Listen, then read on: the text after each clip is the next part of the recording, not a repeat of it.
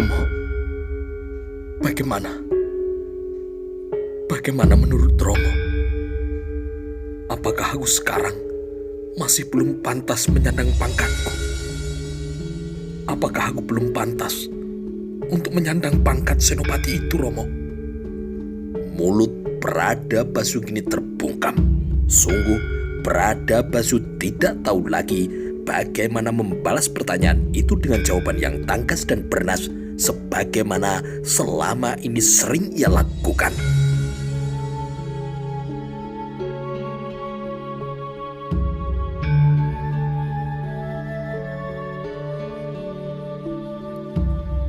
Berita kepulangan kuda Swabaya kini dengan cepat menjalar. Beberapa orang tetangga kini berdatangan untuk mengucapkan selamat kepada kuda Swabaya yang telah pulang dari medan perang. Akan tetapi, selamat macam apa pula yang bisa disampaikan mereka ketika akhirnya berhasil berhadapan dengan kuda Swabaya? Ki Songgorukhi yang juga tengah berada di sawah kemudian juga langsung pulang.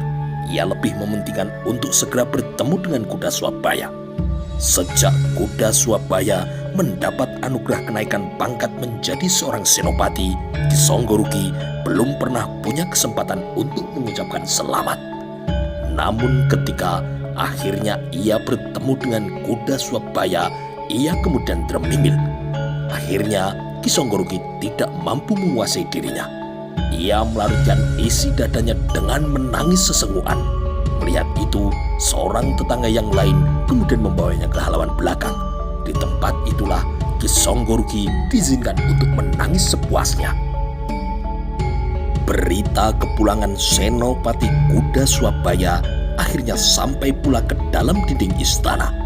Pasangguan Gagak Pongol tidak menunda waktu. Pasangguan Gagak Pongol tahu Dyahwiyat Raja Dewi Maharajasa sangat berkepentingan dengan prajurit yang telah lama tidak terdengar kabar beritanya itu. Hening kini pendapa istana Wangker. Dyahwiyat yang duduk berdampingan dengan suaminya tidak menyela apapun yang disampaikan oleh Pasangguan Gagak Pongol. Bagi Raden Kudamerta, berita apapun terkait dengan kuda Swabaya sungguh penting. Kuda Swabaya adalah anaknya yang berasal dari tetesan darahnya. Hanya karena tuntutan keadaan kenyataan itu harus dibalut dalam rahasia yang rapat. Jadi dia sudah pulang? Tanya Dyahwiyat. Pasangguan Gagak Pongol mengangguk dengan menyertakan sembahnya. Lalu bagaimana keadaannya kini? Tanya Dyahwiyat kembali. Pertanyaan itu menjadi pertanyaan yang paling sulit untuk ia jawab. Pasangguan Gagak Pongol bingung. Diterjemahkan itu dengan ia kemudian menekuk-nekuk jari tangannya. Dyahwiyat Raja Dewi Maharajasa dengan segera merasa curiga. Apakah sesuatu telah menimpanya? Tanya Dyahwiyat kembali. Di sebelahnya Raden Kudamerta nampak tegang melihat Pasangguan Gagak Pongol mengangguk. Mohon ampun Gusti. Siapapun yang menempatkan prajurit sebagai pilihan pengabdiannya harus siap menghadapi kemungkinan macam apapun yang bisa terjadi di medan perang, ucap Gagak Pongol. Raden Kudamerta kini menjadi tidak sabar. Aku juga tahu itu. Aku pun dulu juga seorang prajurit. Kau tidak perlu menguraikan itu. Katakan saja bagaimana keadaannya, Pongol, ucap Raden Kudamerta. Gagak Pongol kemudian merapatkan kedua telapak tangannya dan membawanya ke ujung hidung. Hamba mohon maaf, Gusti. Senopati kuda Swabaya pulang hanya dengan membawa sebelah kakinya. Jawaban itu telah menyebabkan Dyahwiyat terhanyak. Matanya kini menjadi agak terbelalak.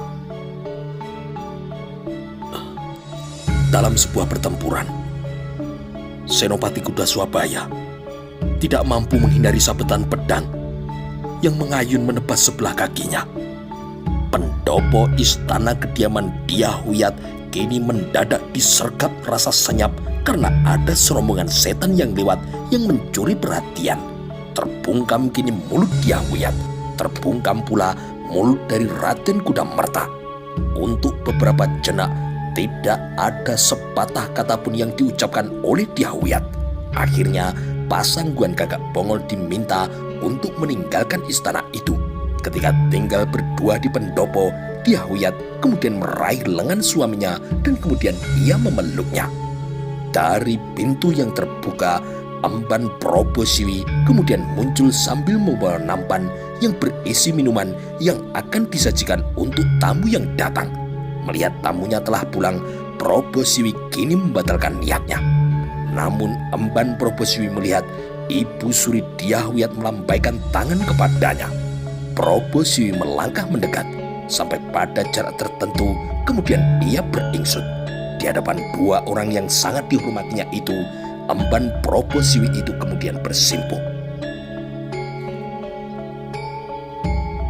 "Nyadong dawuh Gusti," ucapnya dengan sangat santun. Kedua tangannya kini merapat ke ujung hidung.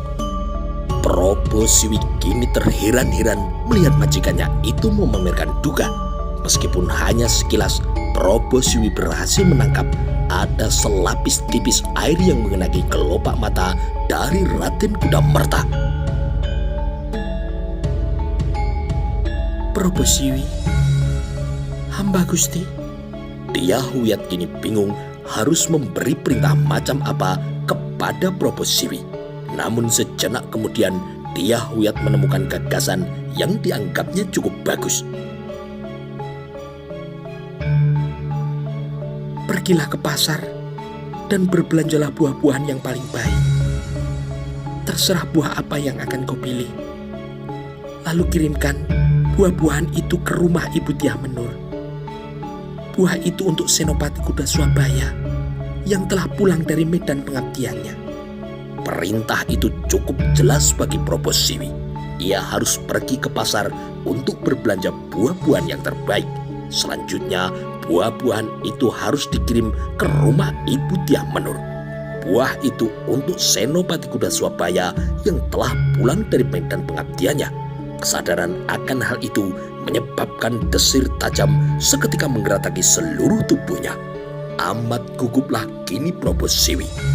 Hari-hari yang berlalu adalah sebuah penantian panjang bagaikan penantian yang tanpa ujung. Akhirnya hari yang melelahkan itu berakhir. Kekasih yang telah lama pergi itu kini telah kembali dan ia akan segera menemuinya. Dengan mata berbinar tidak mampu menyembunyikan rasa bahagianya, Probosiwi kini beringsut lebih mendekat lagi. Probosiwi beringsut mendekat dan mencium kedua kaki Ibu Suri dan suaminya itu bergantian. "Pergilah." Emban Probosiwi kemudian beringsut mundur dan dengan santun ia kembali merapatkan kedua telapak tangannya. Hening kini menggerataki pendopo istana Wangkar. Raden Kudamerta kini mengarahkan pandangan matanya menyeberang ke halaman. Rasa bersalah yang telah lama membayangi hidupnya itu kini semakin saja bergumpal-gumpal. Meskipun hanya sekecil debu, Raden Kudamerta merasa telah memberi sumbangan terhadap keadaan Kuda Swabaya sekarang. Tahu suaminya tengah butuh menyendiri, Dyahwiyat kemudian meninggalkannya. Sementara itu, Dyah Pertiwi bergegas menemui kakangnya dan duduk menyebelahinya. Senopati Kuda Swabaya mencoba mencermati wajah adiknya yang kini terlihat berbinar. Dari pintu yang terbuka, Nyai Dyah Menur tampak melayani seorang yang berbicara. Akan tetapi, siapa lawan bicara ibunya tidak terlihat. Masih di arah pandangnya, romonya kini berjalan mondar-mandir sambil meremas-remas jari tangannya. Senopati Kuda Swabaya menyimpulkan ada sesuatu yang kini digelisahkan oleh romonya. "Ada tamu, Kakang." "Siapa?" "Tamu yang sangat Kakang harapkan kehadirannya. Akan aku persilahkan ia masuk ke bilik ini, Kakang," jawab Dyah Pertiwi. Dia Pertiwi akan berdiri, namun kuda Swabaya lebih dulu meraih baju yang dikenakannya. Apa yang disampaikan adiknya itu telah menggiring kuda Swabaya pada sebuah dugaan siapa yang datang berkunjung. Mendadak kuda Swabaya kini menjadi gelisah. Denyut jantungnya kini berderap dengan lebih kencang. Siapa? Dia Pertiwi kini tersenyum. Selama ini Kakang sangat merindukannya, sebagaimana ia juga tidak pernah melupakan Kakang. Ia sering berada di sini untuk berbagi kerinduannya kepada Kakang. Ia menghibur Biyung dan ikut mencorehkan jumlah hari yang terus berlalu. Makin erat kini kuda Swabaya dalam memegang lengan adiknya. Kegelisahannya sontak kini menggelegak. Kuda Swabaya bermaksud berdiri, namun dengan bergegas dia Pertiwi menjauhkan tongkat, satu-satunya alat yang bisa membuatnya bergerak. Proposiwi. Dia Pertiwi kini mengangguk. Benar Kakang. Di luar dugaan dia Pertiwi, kuda Swabaya menggelengkan kepala. Dia Menur yang menyusul masuk mendapati sikap anak lelakinya yang aneh. Prada Basu yang akan ikut masuk kini membatalkan niatnya dan memilih berdiri di depan pintu. Senopati kuda Swabaya bertambah gugup ketika dengan jelas ia melihat siapa yang menempatkan diri di belakang rombonnya. Aku tidak ingin menemuinya, keluh kuda Swabaya dalam bisikan. Dia Pertiwi dan Biyungnya kini terkejut. Nyai Dyah Menur kini duduk menyebelahi anaknya. Keadaan telah berubah, Nger Swabaya. Dyah Menur kini yang berbicara. Ramamu akhirnya bisa memahami apa yang menjadi keinginanmu, Le. Ramamu merestui hubunganmu dengan gadis itu. Meskipun kau tidak ada, telah berkali-kali gadis itu datang kemari. Ia menunjukkan bagaimana kesetiaannya. Dan kami pun juga saling menghibur, Ger. Tidak ada lagi hambatan itu. Raih saja mimpi yang selama ini telah kau bangun, Ger. Waktu yang berlalu pun juga telah membuktikan kepada Ramamu bahwa kau adalah yang benar. Pilihanmu atas gadis itu telah benar, Ger. Ia sungguh adalah seorang calon istri yang sempurna untukmu. Nyai Dyah Menur berbicara sambil membusai pundak anaknya. Akan tetapi Senopati kuda Swabaya memiliki alasannya tersendiri. Keadaan memang telah berubah, Yong. Dengan keadaanmu semacam ini, aku telah kehilangan seleraku. Aku harus melihat kenyataan. Betapa sekarang aku hanya seorang lelaki cacat. Aku hanya memiliki sebelah kaki, Yung. Proposiwi dulu gadis yang sempurna untukku. Sampai sekarang pun, ia tetap seorang gadis yang sempurna untukku. Sebaliknya, keadaanku ini akan menjadi mimpi buruk baginya, Yung. Akulah yang tidak sempurna dan pasti akan menjadi beban baginya. Perempuan mana yang mau punya suami berkaki buntung sepertiku, Yung? Bagai tercekik kini leher Nyai Dyah Menur mendengar jawaban dari anaknya. Demikian juga dengan Dyah Pertiwi. Mendadak merasa ada benda apapun yang jatuh di pandangan matanya kini bergoyang. Suruh ia pulang. Proposiwi harus belajar melupakanku. Ia berhak mendapatkan lelaki yang lebih baik dari aku. Apa yang bisa diharap dari laki-laki cacat sepertiku? Aku tidak mau menemuinya. Dyah Pertiwi dan Biyungnya kini saling memandang. Kakang, aku yakin Kakang Mbok Probosiwi bukanlah jenis perempuan yang gampang memalingkan perhatian. Aku yakin cintanya kepada Kakang tidak akan berubah sama sekali, Kakang. Meskipun keadaan Kakang sekarang seperti ini. Aku tidak mau menemuinya. Suruh dia pulang, jawabnya dengan tegas. Dia Menur dan anak gadisnya hanya bisa menghela nafas panjang. Persoalan rupanya telah berkembang jauh ke arah yang sama sekali tidak terduga.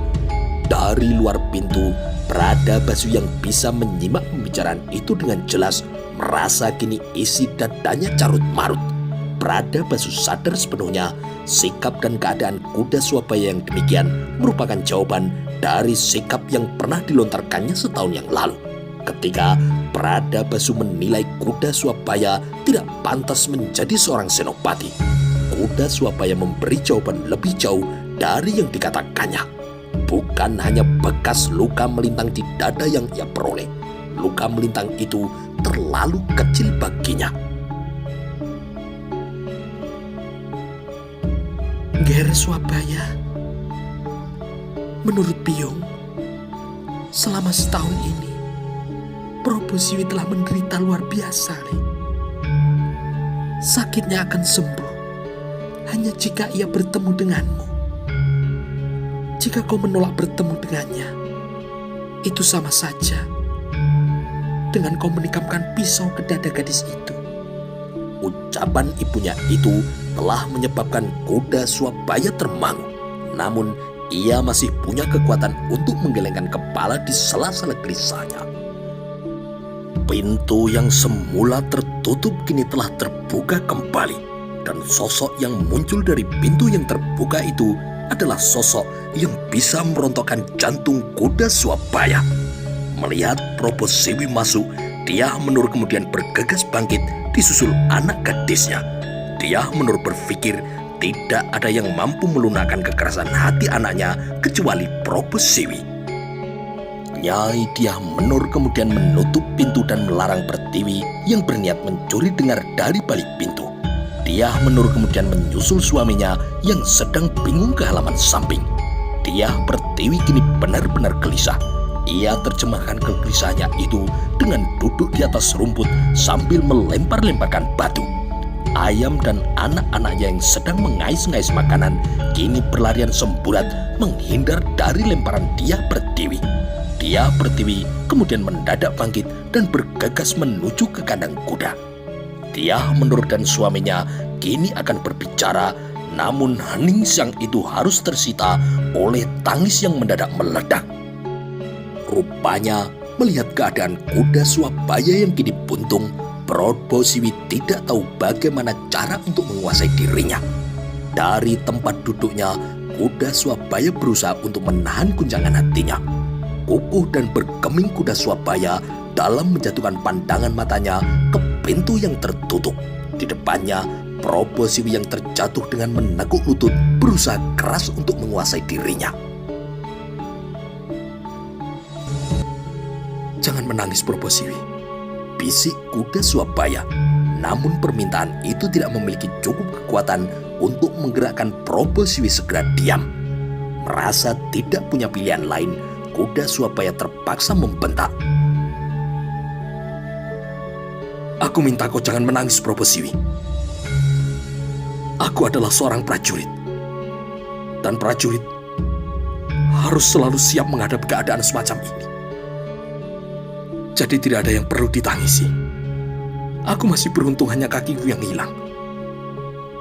Kalau kepalaku yang hilang, aku hanya pulang tinggal nama. Probosiwi berusaha menguasai diri untuk tidak menangis. Meskipun sepele, rupanya apa yang ia lakukan bukan pekerjaan yang gampang. Isak gadis itu mereda ketika senopati kuda Swabaya menyentuh tangannya.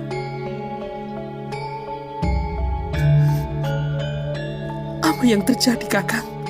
Tanya Probosiwi dengan terbata-bata. Dengan hati-hati, Probosiwi menyentuh lutut kuda Swabaya. Sungguh, Probosiwi merasa aneh menghadapi keadaan yang aneh itu. kuda Swabaya yang kini berada di depannya bukanlah kuda Swabaya yang dulu pernah mengukir sebuah janji untuknya, apalagi sikapnya. Apa yang kualami bukanlah sesuatu yang aneh dan luar biasa. Dalam sebuah perang, apapun bisa terjadi. Apalagi perang sebesar yang baru saja aku alami. Perang yang melibatkan ribuan prajurit dan masing-masing begitu bernafsu untuk saling mengalahkan. Prajurit di medan perang hanya punya dua pilihan tanpa memberi pilihan yang lain. Jika kau berada di medan pertempuran, kau harus membunuh musuh. Karena kalau kau tidak melakukannya, maka ia yang harus membunuhmu. Pada kecamuk perang yang aku alami, aku harus membunuh musuhku dengan menenggelamkan tombakku ke dadanya. Akan tetapi, pada saat yang sama, musuhku telah berhasil mengayunkan pedangnya hingga mampu menebas kakiku. Hening kini menggerataki ruangan itu. Proboswi terus berusaha untuk menguasai diri karena rangsang untuk menangis itu sedang sangat-sangat mempuncak.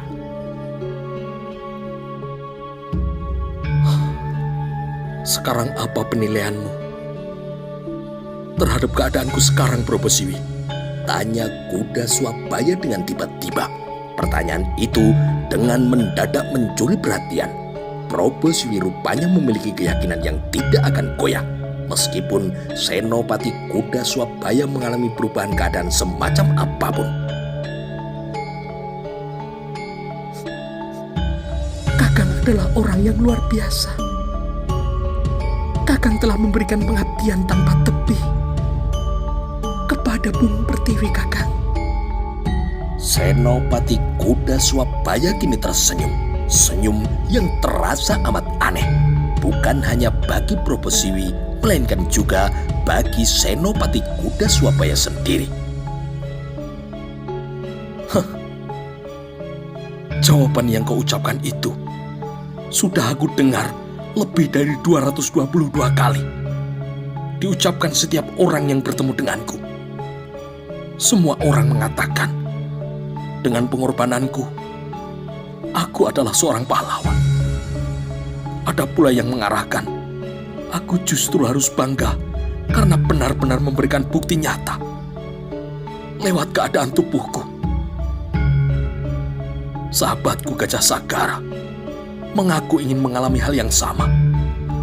Ia tidak keberatan mengalami hal yang sama, asalkan sebagai imbalannya ia memperoleh anugerah pangkat seorang tumenggung.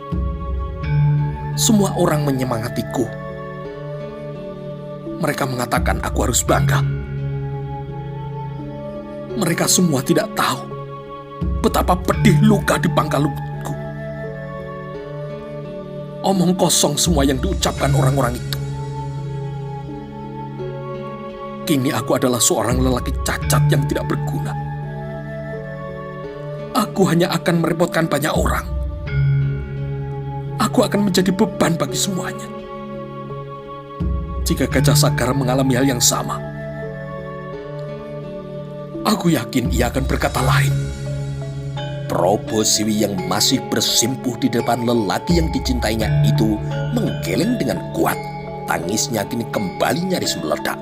Akan tetapi dengan sekuat hati, Proboswi berusaha untuk menguasai dirinya. Kakang, jangan ucapkan itu, Kakang.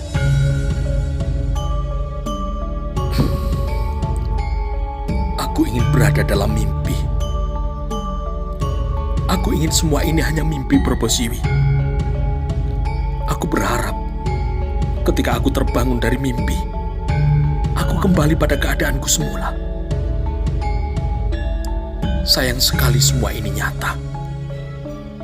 Semua yang aku alami bukan mimpi dan tidak berada di wilayah angan-angan. Kakiku yang hanya sebelah adalah sebuah bukti yang nyata. Sakit yang kurasakan ketika malam datang juga nyata. Pincang dan tertatihku juga adalah kenyataan. Aku kini menjadi orang yang tidak berguna. Itu juga sebuah kenyataan, Prabu Siwi. Parau kini suara kuda Swabaya. Ucapannya terlontar dari dada yang mengombak. Itulah sebabnya suaranya kini terdengar bergetar. Prabu Siwi yang bersimpuh kemudian bergegas berdiri dan menempatkan diri duduk di sebelah kuda Swabaya.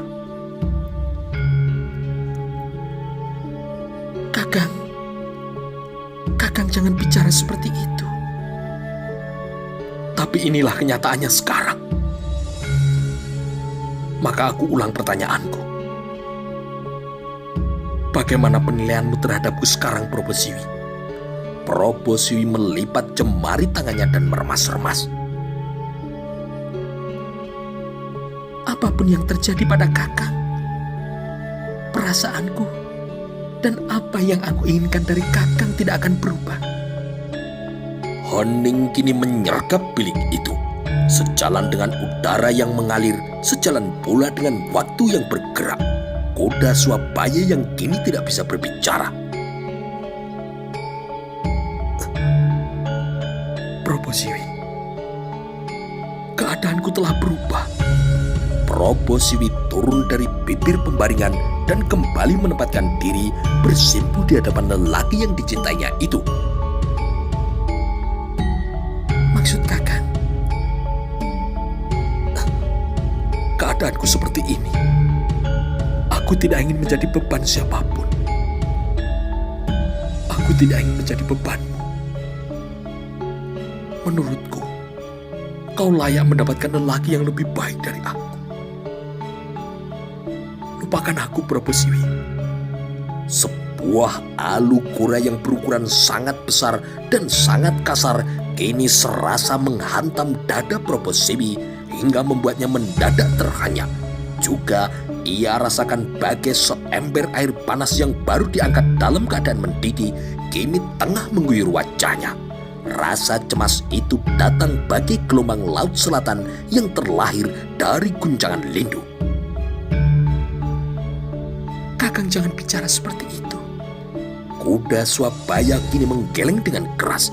Meskipun bertentangan dengan hati nuraninya, kuda Swabaya menepis tangan Prabu Siwi yang kini menyentuh lututnya.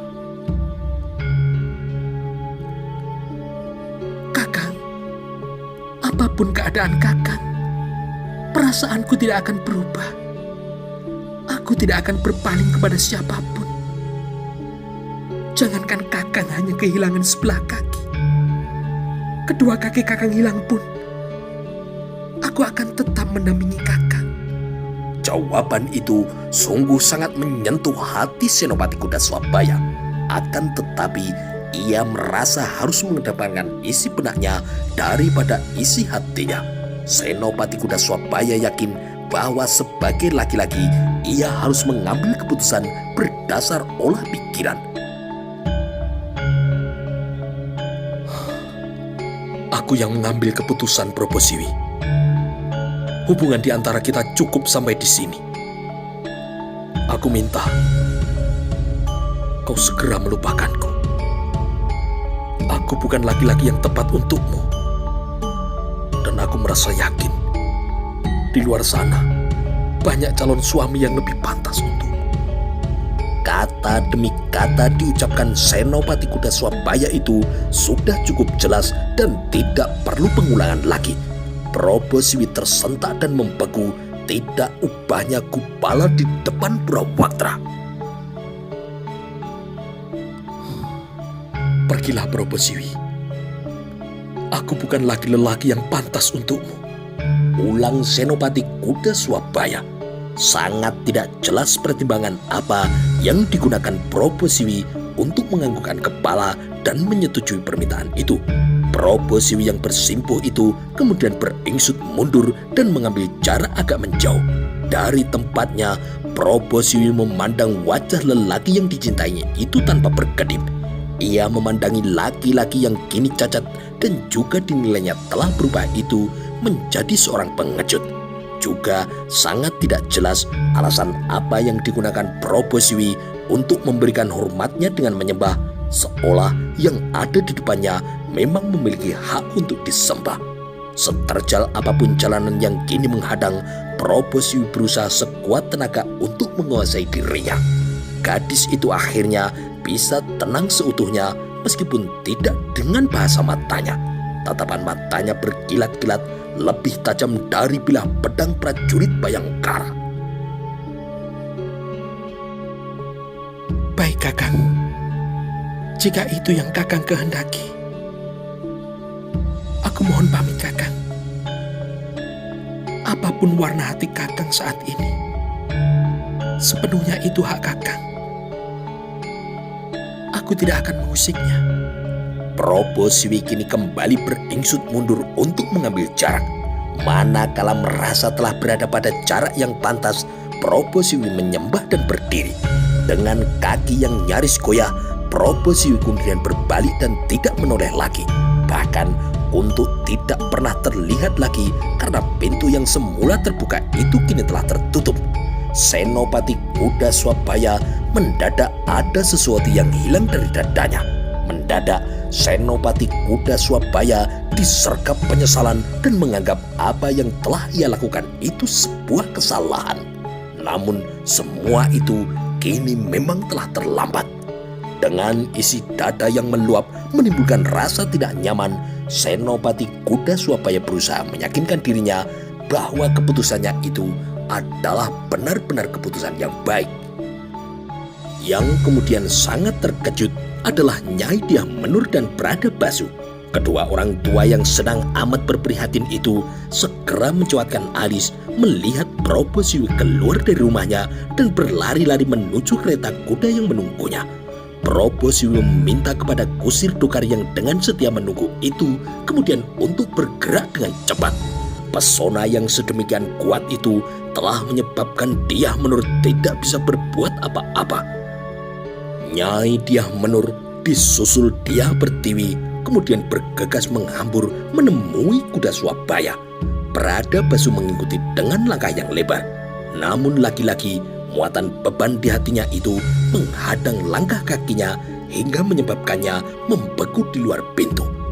Dengan pandangan mata yang terbelalak, Dyah Menur kini menempatkan diri berdiri di depan anak lelakinya. Apa yang telah kau lakukan, Le? Tanya Nyai Dyah Menur.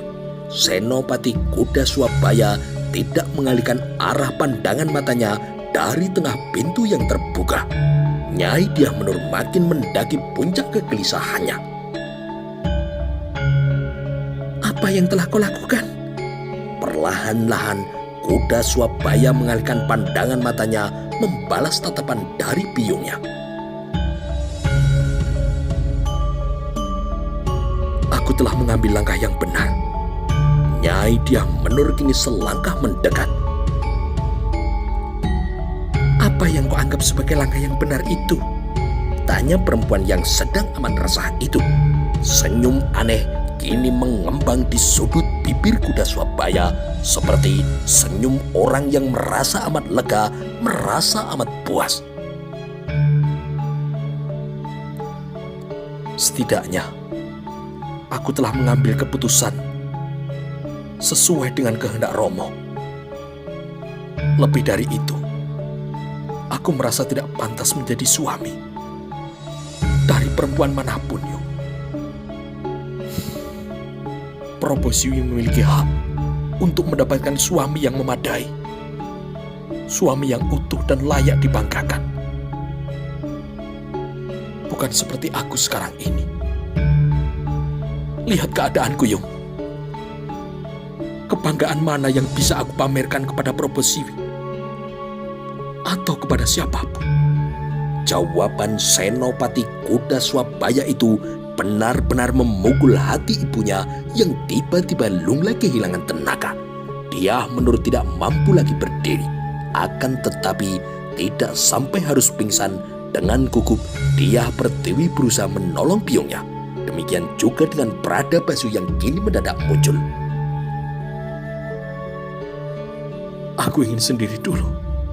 Prada Basu mengangguk. Dengan tangan yang gemetar karena buyutan, Prada Basu kini mengangkat istrinya. Dibantu Dyah Pertiwi, Dyah Menur kemudian dipapah keluar dari ruangan itu. Pelan namun pasti, suasana muram membalut rumah yang dulu sangat ceria itu.